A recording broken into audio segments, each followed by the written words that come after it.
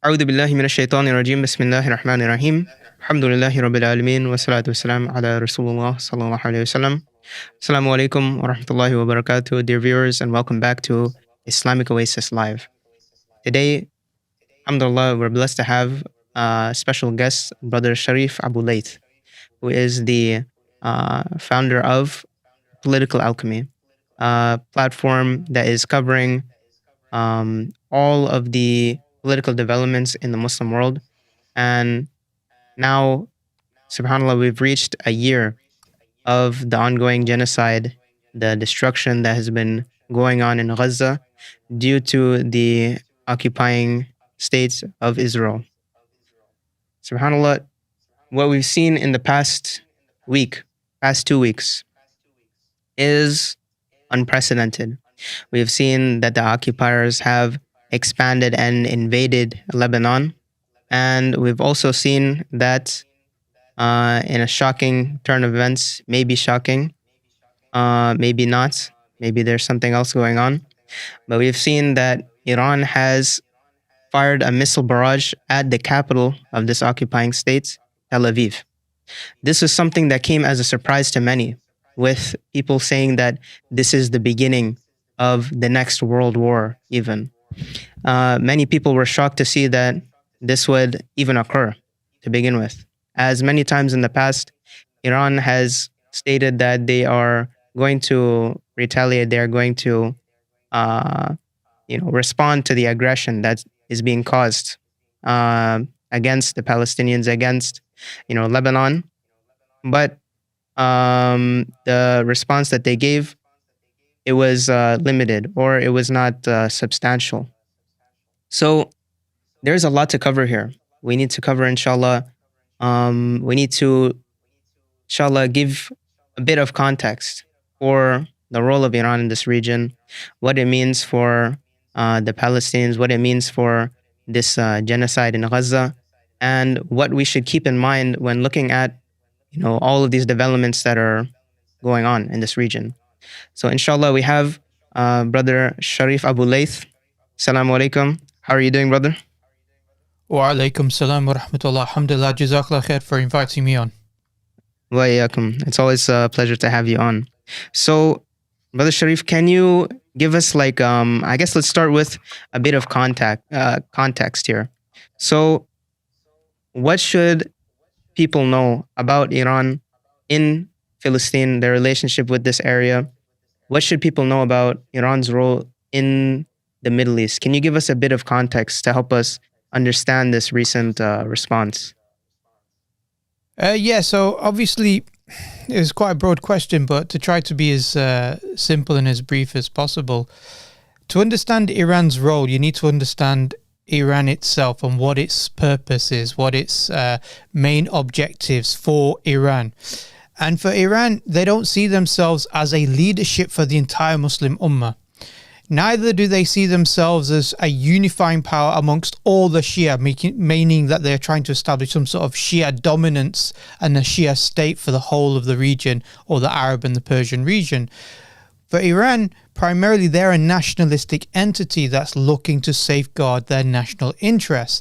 And so they use and utilize various proxies, or what they like to call allies, within the region in order to maintain influence within that region. So whether that's Hezbollah in Lebanon and the pressures that they can put upon not just Israel, but also Lebanon and some of the other surrounding countries like Syria as well, or whether it's to do with the Houthis in Yemen and the pressures that they can put on Yemen, its coastline, which is, as we know, is extremely strategic within the region, and also upon Saudi Arabia. So we see that Iran utilize these various assets or these allies in order to ensure that its influence is there in order to protect its own regime and its own national self-interest within the region. And this is what it's trying to do. And so, this is sort of the context and the background, and maybe we can get into more details and specifics in terms of what they do. But Hamas has to be then seen within that. Hamas is seen as an organization that's resisting occupation, that, is categorized as a terrorist organization in the West, like in America or Britain. And Iran is also helping to fund them in terms of supplying them with weapons and supplying them with funding. We also have to be aware that other Arab states have done this in the past. Syria, I should say, Qatar currently. They have all funded in one way, directly or indirectly, Hamas. In fact, the Hamas leadership resides in Qatar. And so, it's not unusual for states to utilize Hamas. Just to give an example, so we've got some sort of understanding. Qatar, on the one hand, houses or hosts the Hamas leadership, but also houses the US largest, base within the region, which is Al Udeid Air Base, which was the base by which they attacked Iraq. So, there is some sort of idea that just because they are supplying and supporting Hamas doesn't necessarily mean that we can take all of the actions as being independent and also in the benefit of the Palestinians. Because obviously the benefit of the Palestinians, if you take the issue of Qatar, would be to get rid of the American air base, because that put significant pressure on America to then put pressure on Israel to stop their genocide if they're telling them to leave. So, in the same way, Iran, just because it has a relationship with Hamas, doesn't necessarily mean that therefore it is sincere in supporting the Palestinian resistance against occupation. Yeah, that's I think it's an important thing to note. Many people they view the support of Iran for the groups like Hamas and other resistance groups as it's what's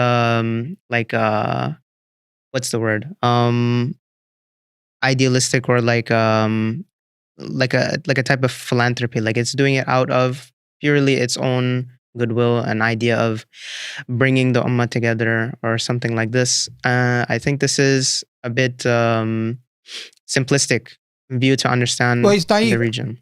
So, brother, just give an example of this. For example, look, Bashar al-Assad, he comes from an Alawi background. Alawis are considered disbelievers even amongst the Shia. Yeah, there's some sect that's not even considered Islamic. So they're considered disbelievers. Hafiz al-Assad, who is the father of Bashar al-Assad, the current ruler, he apparently converted to Sunni Islam. Yeah. However, they are proponents of Ba'athism, which is National Socialism or Arab Socialism. Yeah, sort of an Arab nationalistic movement that was set up by, originally it was, socialists and secularists and Christians from Lebanon. So the point being is that they hold on to a Ba'athist ideology or belief system, whatever, political ideology. At the same time, they're supposedly converted to Sunni Islam. So during Hafiz al-Assad's time, this secularist dictator is bombing and killing against unarmed protesters initially, and then it became a civil war. What was Iran's response? Was Iran's response to say, you know what, a potentially sincere Islamic leadership could come and replace this Ba'athist secularist? And remember, Iran fought 8 years with Iraq, another Ba'athist regime, for 8 years, another secular dictator in terms of Saddam Hussein. So you'd think, well, hold on, when people are rising up against Bashar al-Assad, a Ba'athist, and some of them are calling for Islam and some sort of, Islamic governance in its replacement, you would think that Iran, if it's sincere about Islam and the Muslims, would be on the side of the Muslims of Syria, the ones who were uprising against Bashar al-Assad. But instead, what Iran did was they utilized their proxies or allies, whatever you want to call them, in Hezbollah, and basically ordered or pushed Hezbollah into Syria to side with Bashar al-Assad, the dictator of Damascus, in order to crush the opposition, which were the large parts of them were sincere Muslims who just wanted to rebel against or didn't want to have this secular dictatorships and this totalitarian secular state above them and wanted some sort of Islamic alternative. So we saw this. So if you're thinking that Iran is somehow on the side of Muslims and Islam, you'd think, well, hold on, they would be on the side of the people calling for Islam against the Baathism that they had fought for 8 years, but they weren't there. So this is just an example of how we have to look at Iran not as a country which is somehow got Islamic principles and sincerity and is trying to help altruistically the Palestinian and Muslim causes around the world, but rather a country that is trying to achieve its geostrategic interests within the region. Yes, very important to keep that in mind. So, now, let's move on to that. So now that we've kind of established, what is the motive behind the actions that Iran takes or any other country takes today, for that matter? It's always based on their own interests. So now, the nature of their own interests, let's try to address this topic now. So Iran, it fashions itself as the leader of the axis of resistance against Western hegemony. And people will put in this camp, for example, other countries like China and Russia, and that they are opponents to Western hegemony and the current order, which, has enabled such oppression throughout the world. And the fruit of this is, in a lot of ways, the occupation of Palestine. So, what are your thoughts on the people that say, Iran is acting in its own interests, but at the least it's opposing Western hegemony. So, so it's commendable for them to do this. What are your thoughts on this? I guess I'm kind of putting a value judgment in there, but just repeating kind of what this is the sentiment that you see many people vocalize. So what are your thoughts on this, brother? Yeah, I think what it is that when a lot of Muslims look at the current situation in the Muslim world and they look at Iran's response, and what they tend to do is they tend to isolate Iran's response to the events of the last 6 months or even just of the last few weeks, even sometimes. And they don't understand wider history. They don't understand, the politics, the geopolitics, the historical events that have taken place. And so, there's a saying by a famous, I think he was a Western philosopher, I can't remember his name, but he said, those who do not learn from the history will endlessly repeat it. And what we tend to do is we tend to see this repetition. So this isn't the first time a Muslim stroke Arab stroke Persian regime, maybe for Persians, for Iran, but certainly not for the Arab regimes, to sound like they are opposing Zionism and even send out armies against Israel. This isn't the first time. We've seen it with Transjordan, in 1948. We've seen it with Egypt, Gamal Abdel Nasser in the 1950s with the Suez Canal. We've seen it with, other regimes where there have been direct confrontations and conflicts, including armed armies or being soldiers fighting each other. But yet at the same time, there was collusion, there was complicity, and there was ultimately treachery and betrayal against the Muslims. As an example of this, when Jordan fought against Israel, the establishment of Israel in 1948, we have to remember that King Abdullah, who was, the leader at the time, he himself had colluded with the Zionists in accepting what was called the Peel Commission. The Peel Commission at the time was the commission done in the 1930s, 1936, I think it was, where Britain said we wanted to partition Palestine into, Israel and a Palestinian territory and make Jerusalem an international city. Jordan at the time had agreed to that. So they had agreed to the establishment of the Israeli state.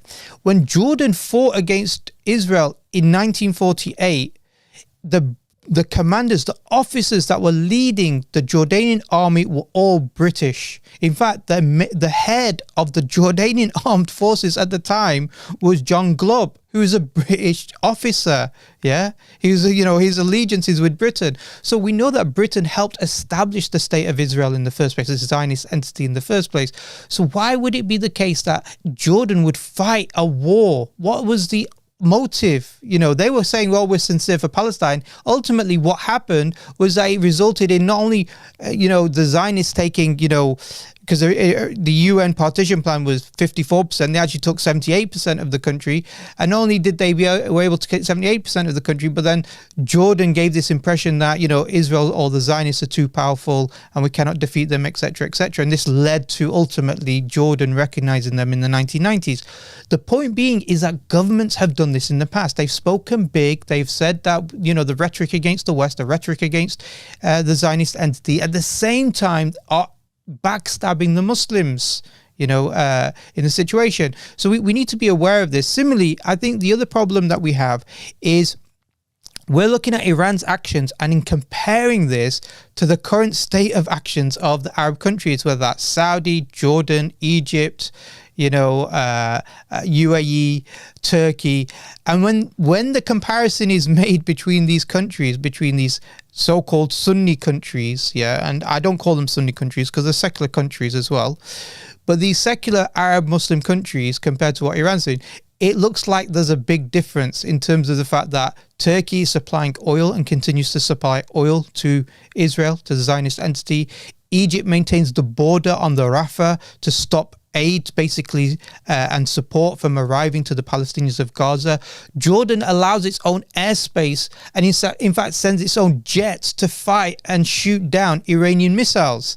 So and UAE and Saudi allow a land bridge to transport goods all the way from the UAE ports across Saudi to Jordan back into the Zionist entity. So when you look at that, you think, hold on, Iran at least is doing something. Isn't that a good thing?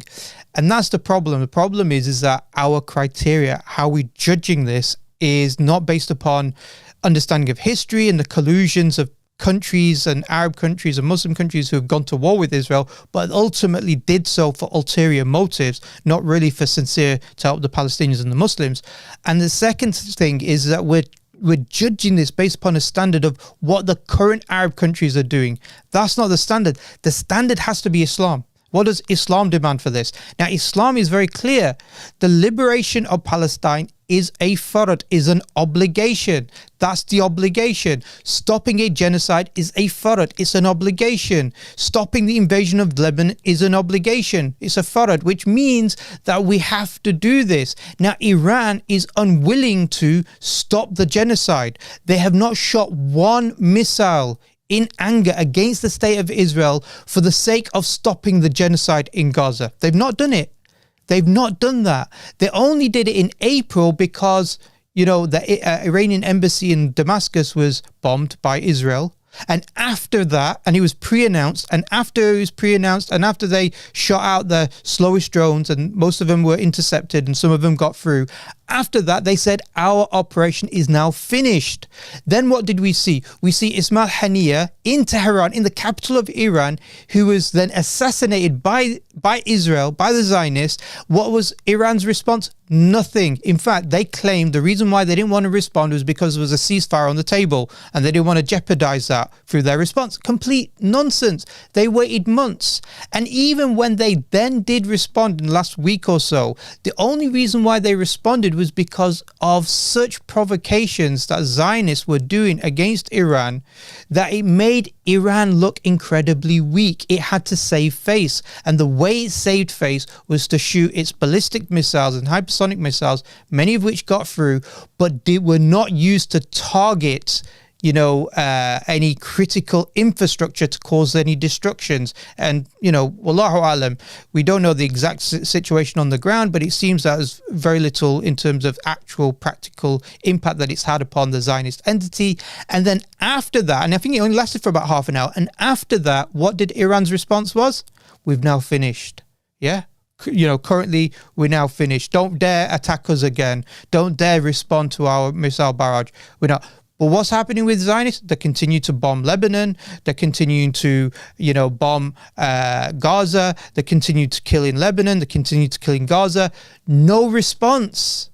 Now, the whole reason why the Zionists are able to get away, this is a thing. This is what people have to understand. When you're trying to understand this situation, the reason why they can devastate, Gaza for a whole year. Yeah. And some estimates say over 200,000 people have been killed directly and indirectly in the last year alone, in Gaza alone. This is according to the medical journal Lancet. The only reason why is because they know there's no blowback. There is no response by any of the Muslim regimes. So long as certain red lines are adhered to, for Iran, it's a case of, so long as you don't attack us, so long as there is no, effects to our own national self-interest, we will not attack you. So long as that's the case, then Zionists can get away with bombing and devastating Gaza, and now they're doing the same thing within Lebanon. Yeah. So when people turn around and say, yeah, but at least they're doing something, they've done, the help support, they've given weapons, they've given funding. Well, Qatar's done the same thing. They've given weapons, they've given funding that's been used for weapons, etc. Other countries have in the past done similar things, but none of it is the practical answer that's going to stay the hand of the Zionists. If on, as an example, if on October 8th, when Hezbollah started firing rockets against Sheba Farm, which is in the region of Lebanon, on the border of Lebanon and Syria, which is occupied by Israel and the Zionists at the moment, if they said, actually, we're going to target the Zionist entity itself, and we're going to target with our full-scale capabilities, then it could have had an impact. Then you could have argued that maybe, Iran is using its ally-stroke proxies in a way which they're actually trying to put pressure. But they didn't do that. In fact, Hassan Nasrallah said we didn't want to escalate this to a full-scale war. So this was the mentality. Now, this is what I'm trying to explain to the audience. If Iran on October 8th or 9th, they turned around and they said, we don't want you to call our Palestinian Muslim brothers and sisters as human animals. We don't believe that you have the right to use starvation as a weapon of war. We don't believe that you have the right to call for the nuking of Gaza. We're going to send our missiles against you now. We don't believe you have a right to continue their occupation within Muslim lands. Then Israel and the Zionists would have realized that, hold on, this is a bit too hot for us now. Yeah. And America would have realized, because America doesn't want a regional war. Israel may want to drag America into a regional war, but America knows that Iran is not Afghanistan and Iraq, and they lost both in Afghanistan and Iraq, America. Iran's not like that. They don't want to be dragged into that. Israel is a small country with a small population, with, installations like power plants. There are 5 power plants in Israel that could easily be targeted. There's desalination plants that could easily be targeted within. You could effectively, shut down the economy and the country within that entity. So it knows that it's vulnerable. But the problem is, Zionists know that the current status quo states that none of the Arab regions, including Iran, will actually practically target Israel so long as they don't threaten directly. I'm talking about sending weapons, and shooting down. So long as they don't do that, they won't get a response. And even if they do, so when they killed Ismail Haniyeh, which was, an attack on foreign soil, on Iranian sovereignty, it was an attack on Iranian sovereignty, even then they didn't do anything. And when they did do it against the embassy, even then they pre-announced it. It all comes across staged. A political game. So, we just need to be aware of, what the standard should be, and so. Yeah, there's few things there. Getting back to the point from the beginning, I think this is really key. You can have different interests in a specific region that are all acting in their own interests, and on the surface, from an outsider's perspective, it can look like they're acting altruistically, like you're saying. I'm kind of thinking back to, let's say, the Cold War era, right? Obviously, still at that time, America was a superpower, and it had done many things to expand its empire violently across the world, right? So then the Soviet Union came as counter to American hegemony. But, just because it was opposing what was like, a bully on the world stage does not make it instantly like altruistic or like, a genuine support or help to the people, much less even the Muslims. Like, I mean, Yeah, perfect look, example is Afghanistan. In yeah. the Central Asia, all of the Muslim countries that are there, they're like completely changed from that period onward till today, where secularism and like really the whole way of life was entirely changed. These places did not benefit, like they were completely changed by being absorbed into the Soviet bloc, right? Afghanistan, that's the whole reason why the jihad broke out in Afghanistan, right? It's like this was another nation that was acting in its own interests. Its interest was to oppose the American hegemony, but its interest did not include actually taking care of the people of these places. And of course, it was not interested in the goals of the Ummah according to like Islamic principles. Right? So that's something we would definitely need to keep in mind. It's the same situation that we're seeing today with all of these secular states, whether we're talking about Iran or the other Arab states that are there today. Yeah, look, let me just for the audience primarily, let me ask them a rhetorical question for them to think about. If the argument is that Iran is helping the Palestinians, ask this question: is funding militia groups in, resistance groups, which obviously are designated terrorist groups in the UK and elsewhere, but these resistance groups, is that going to be sufficient in any way whatsoever to liberate the lands of Palestine? No, it's not. It's not at all. This is never going to be the situation. The actions, if you're going to judge any nation and say, actually, they are being sincere, look at what their objective is and look at their capabilities, and then look at whether the actions at the level of the capability that they have in order to achieve the objectives that they set out. No funding for any resistance organizations or militia groups or armed groups is going to defeat the state of Israel or is going to liberate the lands of the Palestinians. That's never going to be the case. So you're doing an action for what purpose? Yeah. What is the purpose of doing this action? It's not going to be the case that they're trying to liberate. It's rather put pressure. It's about being relevant. It's about achieving certain geostrategic interests. It's maybe stopping Saudi Arabia from normalizing with Israel and gaining greater weaponry from America, whatever it is. But there's a lot of different reasons for this. If you are sincere and you have the capabilities in order to achieve the objective, then you have to implement it. Now, some people will say, well, what about Iran? They don't want to have a war against themselves. But then we've got to ask the question, is Iranian life worth more to a Muslim in Gaza? Is an Iranian child worth more to a Muslim child in Gaza? If they're equal, if this is how we as Muslims understand our deen, which is that Muslim life is equal, then that means that if one Muslim is being attacked, is being killed, then other Muslims should come to their aid. If this was Iran being attacked, an Iranian child being killed, would their response be, but you know what, we don't want to cause a war? No, they would be expected to act.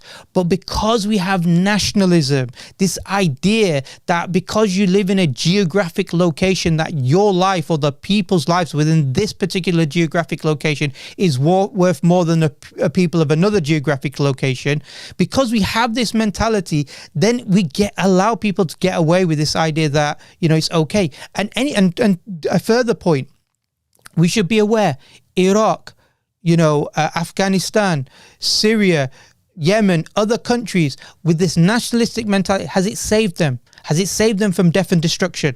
So if Iran are thinking, hold on, you know what, we can save ourselves from death and destruction by, adhering to our national boundaries and national self-interest, no, it will ultimately bite them, as it did with Iraq and Saddam Hussein.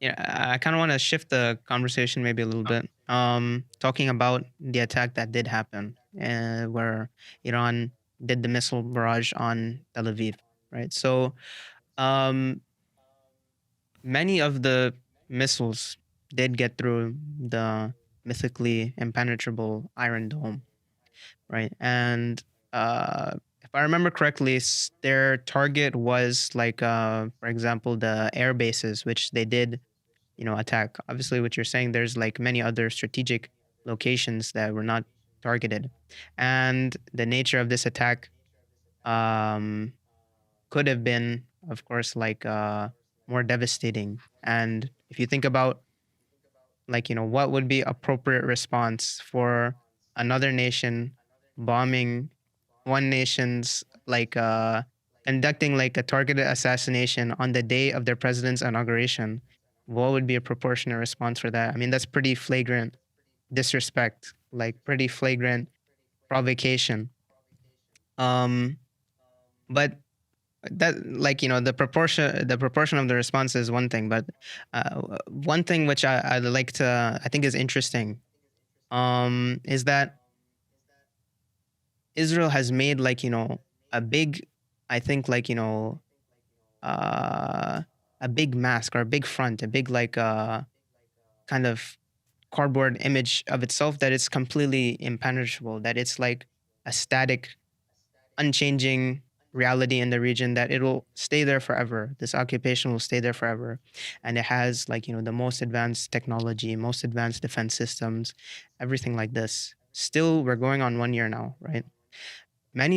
We've seen this many, many times throughout the war, that Israel will say, the occupation will say, that they've controlled one area in Gaza, for example, and they've dismantled the resistance over there. The next week, the resistance that they claim that has been dismantled is back again, and they have to go back and conduct their operation to put it down in this area again. This happens again and again and again since, like, 1 year on. So it's like, I think it shows, like, the myth of, like, this occupations, like, what's the word, like, Invincibility. it's like a myth. Its invincibility is in many ways a myth. So with that being known, like, the type of response, the type of, like, role that countries in this area, if they were interested in something beyond their own personal benefit, the way that they could remove this occupation, the way that they could support the Palestinians and the Ummah as a greater whole, right, is like, we shouldn't be, like, overly defeatist about this. This is an issue I think we can fall into, that we think that the occupation is invincible. They'll stay there forever, and it's just they're too strong, they have too much. I think it's more of an issue of what these nations that have the ability to launch, like, any military or political operation against this occupation, to dismantle the occupation, there needs to be a specific drive beyond, perhaps, like, their own personal benefit. Yeah, just some thoughts in my head. I mean, this is something you see very often. It's easy to become defeatist about these things, but we're seeing over the course of the year that all of these myths that they've put up is really, like, it's just a myth. It's not something which should be accepted as absolute truth. Yeah. So look, I think the issue is this: is that it's natural for Muslims, when they saw the Iranian barrage, whether that was in April or whether that was recently, to be gladdened by it. And it's not the case that, people are saying, oh, look, Iran's terrible, everything that they do is terrible, etc., etc. We should think it's terrible. No, a lot of Muslims are going to feel very happy, are going to think, wow, that's amazing. Look, we have the technology, or Iran and the Muslim world has the technology in order to, hit the Zionist entity. Similarly, Houthis did similar. They sent apparently a weapon, a drone that evaded the Iron Dome and the Zionist radar system in order to attack Tel Aviv, and it was very close to, I think, some of the government buildings as well. So this is not, it's natural, and and then it becomes another situation with regards to the Muslims, because really we shouldn't just be saying, oh, we're happy and that's it, end of.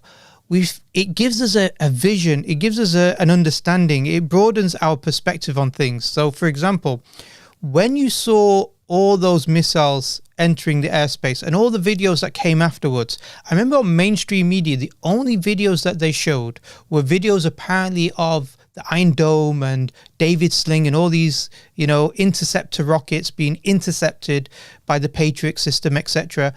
That's all that they were showing. It looked like it was a complete failure.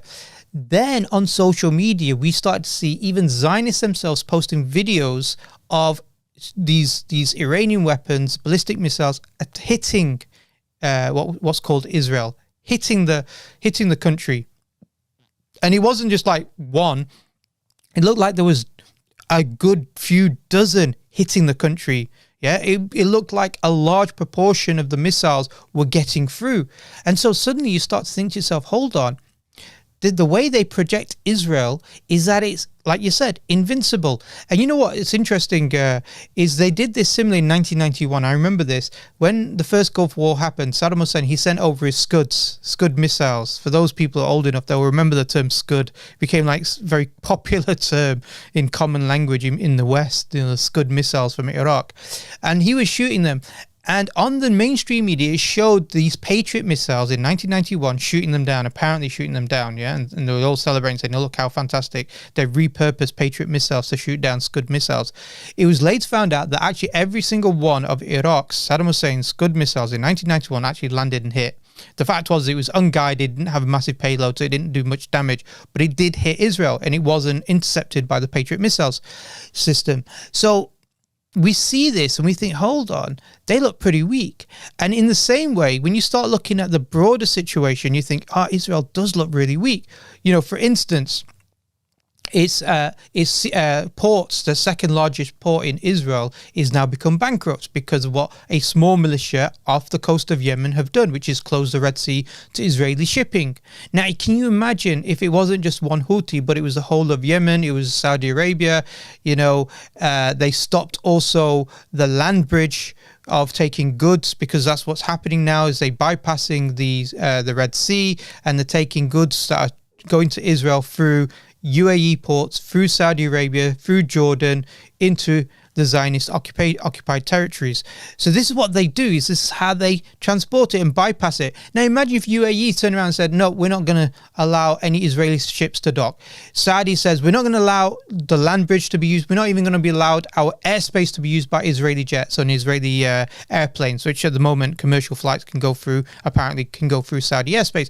No, we can't do that. Jordan turns around and says, right, we're going to not supply you with any goods whatsoever, and we're going to reverse our normalization.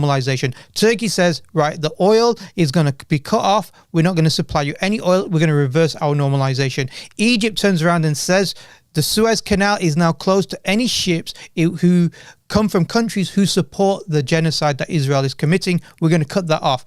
And then turns around and opens the Rafah border and says, right, we're going to supply aid and support to our brothers of Palestine. Yeah, we're not just going to abandon them. And then even just those set of actions would have stopped the Zionist entity continuing its genocide within Gaza. But let's say they take it a step further. Let's say the Muslim world turns around and says, we have a dozen American bases in Jordan, in Lebanon, in Qatar, in UAE, in Saudi, in Kuwait. All these countries turn around and say, every single one of these American bases, because you are directly colluding with, hand in hand with Israel in its genocide against the Muslims of Gaza, every single one of these you have to now remove. What type of pressure would that have been placed upon Israel in the current context? Yeah, I'm not even talking about establishing a Khilafah and establishing Islamic unity. I'm just saying in the current context, what would that occur? They wouldn't have been able to get away. And then further to this, it would have isolated Israel. If they can't go bypass, Muslim land routes, if it can't bypass Muslim shipping lanes, if it can't use the Suez Canal, if it can't use the airspace of the Muslim lands, Israel becomes a non-entity. It becomes an unsustainable entity that wouldn't be able to maintain itself. That's the reality of it. So it couldn't exist as a state. Yeah. And most of the people, as we know, a quarter of the population of Israelis, they have dual citizenship. A quarter of them would leave. Yeah, there's only 7 million who are actually Jewish in Israel. The majority of people within historic Palestine are in fact Palestinian or Muslim. Yeah, they're the majority. They're 54%. The Jews are 47%. So they don't have the geography if the Muslim world was to act. They don't have the the demographics because they are the minority within that land. And if they didn't have the support from America and the West, they wouldn't even exist. That's the reality. Don't just take my words for it. Donald Trump himself said that. He said, that if Kamala Harris got into power and became president, Israel wouldn't exist in 2 years. Now, what does that say about this entity? Is it something that's deeply rooted and ingrained and will always exist? Or is it precarious in terms of its own, existence within the region? Now, if the Muslim world was then to say, actually, we want to unify under Khilafah, under an Islamic governance, unify our strengths, unify our resources, unify our armies, unify our missiles, unify our oil and wealth, and now actually physically liberate this land, who could oppose it? Nobody. And that's the reality. The reality is that Israel is a weak state. Every time there's a conflict, and Israel is the heart of it, Israel constantly talks about how this is a very existential threat to its own existence. At what point do people say Israel doesn't have a right, doesn't have a real deep-rooted, raison d'etre to exist within that region? If every time there's some sort of, clash with Hezbollah or Hamas, these militia groups, that suddenly this is an existential threat to Israel's existence. It just shows you how weak it really is. And to be honest, it's the Arab and Muslim world that are propping up this regime. It's not... America supports it, Britain supports it, Western countries support it, but they can only support it if they're given the keys to enter our lands, our airspace, our land routes, our sea routes, to support that these countries are able to support Israel through these routes. If they close that door off, Israel is finished. That's the reality of it. Its occupation is finished. It's not a strong country. As I said, apparently they have 5 power plants within the country. If they're targeted, they have no electricity. They have no power. So it shows you how weak this country is. 7 million, less than the population of Dubai. There's so I guess as a parting thing, there's there's a lot to, I think, for us to reflect upon on the idea of that these countries, they have ingrained themselves in the current world order, in the Western world order, and they have not developed themselves either. They have not made themselves like built themselves in a way that they are functioning by themselves and they can function by themselves outside of this larger economic and political order. This is just some thoughts off the top of my head. So feel free to correct me if you think something I'm saying is not accurate. But it's if they were to disentangle themselves from this, then even this would make it easier for the it would make it much more feasible for them.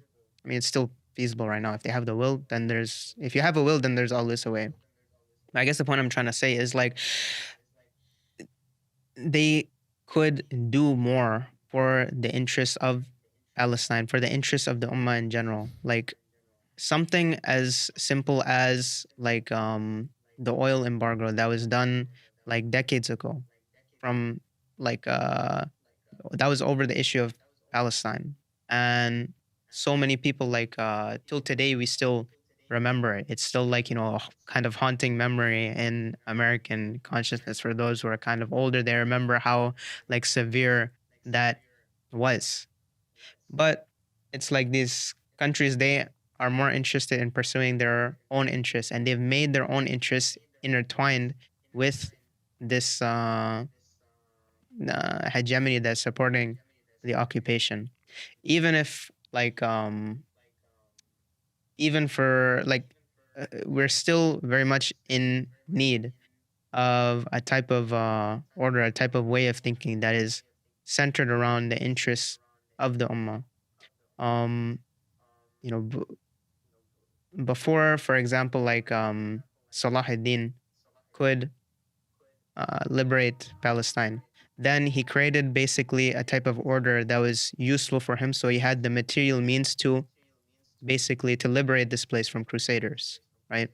The order that was there before, for due to like from my kind of cursory reading, is an order that at times it did fight the crusaders, and at other times it also supported them, it colluded with them, it worked with them. They did not build themselves in a way that they were independent in that way. They were ingrained with the current order that included this occupying state. I think there's a lot of parallels from that time to today, and there's some important lessons that we can gain. That coupled with the myth of the occupation's invincibility, as we've seen from 1 year on, that they are not what they're claiming they are. They are not something which is a reality. They are not something which is invincible, that is unquestionable, that is unstoppable. In fact, it's quite the opposite, that they're like a thorn in the world's side. And this thorn, it can be plucked, it can be removed, and then the problem will not be there. Yeah, I agree, alhamdulillah. And like you mentioned about Salahuddin al-Ayyubi, rahimahullah, he spent 14 years, 1172 to 1186, fighting to unify the Muslim lands. Because one of the biggest problems that was faced was that the Crusaders had a supply route that was going through like the Fatimid in Egypt. They had trade agreements with the Europeans that was allowing trade to go to Jerusalem and to the Crusaders.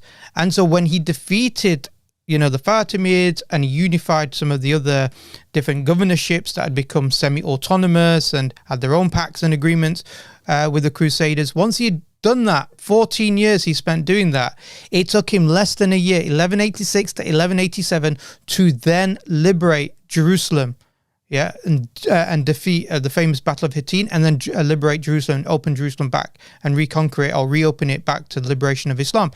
This is what is the situation. See, the Muslim world, like you said, is not weak. We have huge amounts of wealth. We have all the, majority of the oil, majority of the gas in the world. We have, over 2 billion people around in the Muslim world. We have a huge standing army that would stretch in the hundreds of millions. If you look at the standing army based upon the number of men, it's massive. In terms of actual regular army, it's still probably over 2-3 million anyway, if you add it up across the Muslim world. We're not weak. But what we have is weak leadership. And this is what we need, strong leadership. Now that requires vision. And that requires vision from us as an ummah. Yeah. We can't just simply expect the leaders to change when most of these leaders are in collusion with the Zionists directly or indirectly. Yeah. Or with the West directly or indirectly. Yeah. Or not acting sincerely like Iran. So we need to have a new leadership, and that requires from us as Muslims, every single one of us, wherever we are, start to think, start to have a vision about a different type of society and a different type of Muslim world. One that really revives our societies and builds a type of society and civilization which reflects the civilization of old, and expects a type of leadership like the leadership of the Khulafa Rashidin. May Allah be pleased with them. That's what we need to strive towards, and that's what we need to start thinking about and calling towards, and not just simply being so defeated like you said. Have that vision. We have the capabilities. It's not like we don't have the capabilities. We have the correct deen. We have the correct Islam, correct religion. We have the correct, we have Allah subhanahu wa ta'ala on our side. We have the Quran and the Sunnah as guidance for us. So how is it that we can be so humiliated as we have seen in the past year? Yeah. The problem is we need to stop thinking within the status quo, within thinking that we cannot do this, we cannot do that, we're secular, we're nationalistic entities, we're disunified, etc., etc. What Iran done is brilliant. That's what we need more of, that. They're just basic, tokenistic actions. No, have a vision based upon the standard of Islam and implement that standard of Islam. Abu Bakr radiallahu anh, he wouldn't have sent out the army of Osama to the Romans if he didn't have that vision, if he didn't follow the order of the Prophet sallallahu alaihi wasallam. At the time, some of the companions of the Prophet, may Allah be pleased with them, didn't want the army of Osama to be sent by Abu Bakr, because they said Medina will be left undefended, and there were false prophets who were vying over Medina. They were going to fight and take over Medina. There were people who refused to pay zakat. They were concerned that there was going to be a breakup of the state and that they needed to concentrate the armed forces and not start a war with the Romans. And you know, brother, just to explain this point, because this shows the vision of Islam. And sometimes when we adhere to Islam, we might not necessarily understand the objectives and the ultimate goal that this will achieve, but we adhere to it because we know that this is a ruling that comes from Allah subhanahu wa ta'ala, who knows past, present and future, who knows what's best for us better than we know, and so knows the correct ruling at that particular time, and therefore we should have that tawakkul in Allah subhanahu wa ta'ala to adhere to it. When Abu Bakr radiallahu anh sent the army out, the armies of the murtadeen, the false prophets, etc., they stopped their attack. The people who refused to pay zakat and rebelled against the Khilafah of Abu Bakr radiallahu anh stopped their attack. Why? Because they were like, hold on, they're sending an army out. If they're sending an army out, not just any army to send out anywhere, to fight the Romans, the biggest superpower at that time, they must be in a strong position. So they hesitated. The Romans had word intelligence that the Arabian Peninsula had broken up into factions, and that this was the opportunity now to gather a massive Roman army and destroy Medina. Guess what happened? They saw the army approaching from the Muslims, and they thought that their intelligence were all lies. That there weren't false prophets, there weren't people who refused to pay zakat, that the Arabian Peninsula was completely united. And so they stopped their forming their armies to go and march against the Muslims of Medina, the Khilafah, the Islamic State. They stopped that. Why? Because Abu Bakr radiallahu anh had a vision to say that Allah subhanahu wa ta'ala is the one who we follow, we submit to, and if he commands us to do something through the sunnah of the Prophet sallallahu alaihi wasallam, like send the army of Usama and do not delay, then he sent the army of Usama. Even though practically at that time, it wasn't the most pragmatic thing to do, but it became actually the most pragmatic thing to do because it achieved all of these benefits, even though you couldn't necessarily, understand or see that at that moment in time. So, Muslims need to be aware of this, need to adhere to the hukum shara, to what Allah subhanahu wa ta'ala has commanded us to do, and not be so fearful and scared because of you. Our fear is the thing that's destroying us. Our fear is the thing that's stopping us to act. And so each country is being destroyed, whether that's Libya or Syria or Iraq or, Afghanistan prior to that, or other countries, one by one, they're being destroyed or weakened. Yeah. And at the same time, we're scared about to act. We need to start acting, but not act in any way. Act according to wisdom, hikmah, fundamentally based upon the Quran and the Sunnah and the rules that the Quran and the Sunnah gives us. Inshallah. Inshallah. Jazakallah khairan, brother Sharif. I think this is a good time to end it. Brothers and sisters, those of you who are watching, please continue to keep the people of Palestine and this ummah in general, the ummah of Rasulullah sallallahu alaihi wasallam, in your du'as. Get support in any way that you can and possible for those that are suffering, those that are struggling to survive in this genocide. As many of you know, alhamdulillah, Islamic Oasis has been collecting the donations for the humanitarian relief efforts in Gaza, in Palestine. We're still continuing to do that. We have water filtration projects where basically we support the nonprofits over there the team that we have over there that is working with the nonprofits to get clean water to the people of Gaza using solar panel technology, solar energy. We have clinics that we're setting up over there for those that are malnourished, those that have been hit by shrapnel, those who are suffering and struggling to survive. Please support and give in any way that you can. Use your hand, use your words, use your dua, all of these things that Nabi Sallallahu Alaihi Wasallam mentioned. And may Allah subhanahu wa ta'ala support this ummah and grant victory to this ummah. Ameen. Jazakallah khairan, brother Sharif, again for coming on. It's always a pleasure to have you on. Until next time, until next week, may Allah subhanahu wa ta'ala protect all of you. Assalamu alaikum wa rahmatullahi wa barakatuh.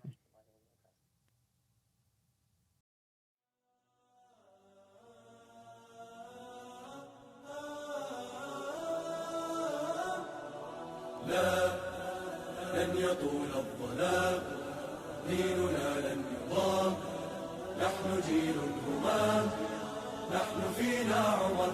لا لا لا لن يطول الظلام، ديننا لن يضام، نحن جيل همام، نحن فينا عمر. صبح بدا نور ظهر، نجم وشمس وقمر، ألقى على الدنيا الدرر. هذا عمر، هذا عمر، كل البرايا تنتظر أيامه البيض الغرر كي تستفيد من العبر. هذا عمر، هذا عمر. لا لن تدوم الجراح، بل سيأتي الصباح، نحن أهل الكفاح، نحن فينا عمر. لا لا لن تدوم الجراح، بل سيأتي الصباح، نحن